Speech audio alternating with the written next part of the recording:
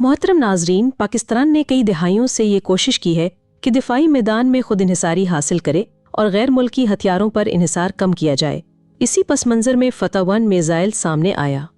ये एक जदीद रॉकेट लॉन्चर सिस्टम है जो दरअसल एक गाइडेड मिसाइल की तरह काम करता है। फतह-1 की पहली कामयाब आजमाइश जनवरी 2021 में की गई और ये मिसाइल तकरीबन 140 किलोमीटर तक हदफ को निशाना बनाने की सलाहियत रखता है। इसके बाद पाकिस्तान ने फतह-2 तैयार किया जो ज़्यादा ताकतवर वर्जन है और इसकी रेंज बढ़कर 290 से 400 किलोमीटर तक पहुंच गई। फतह मिसाइल की सबसे अहम खुसूसियत इसकी दुरुस्तगी है। इसमें GPS और INS टेक्नोलॉजी इस्तेमाल की गई है, जिसकी बदौलत ये मिसाइल चंद मीटर की खता के साथ हदफ को निशाना बना सकता है।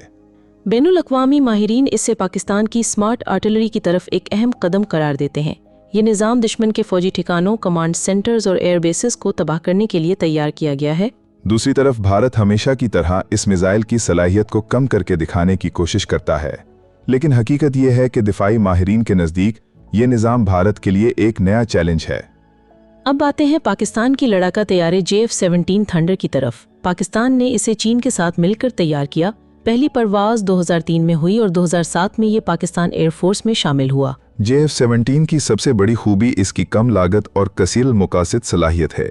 ये फिजा से फिजा, फिजा से ज़मीन और फिजा से समंदर तक हमला करने के काबिल है। इसमें जदीद हथियार, AESA रडार और जदीद एवियोनिक्स भी नस्ब किए जा सकते हैं।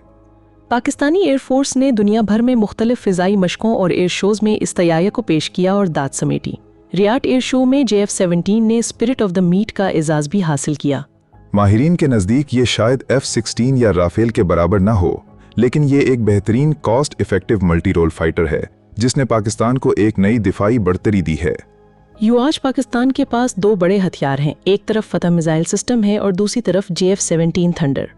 मोहतरम नाजरीन, ये कहानी सिर्फ हथियारों की नहीं बल्कि पाकिस्तान की खुद इन्हिसारी और टेक्नोलॉजी की तरक्की की भी है।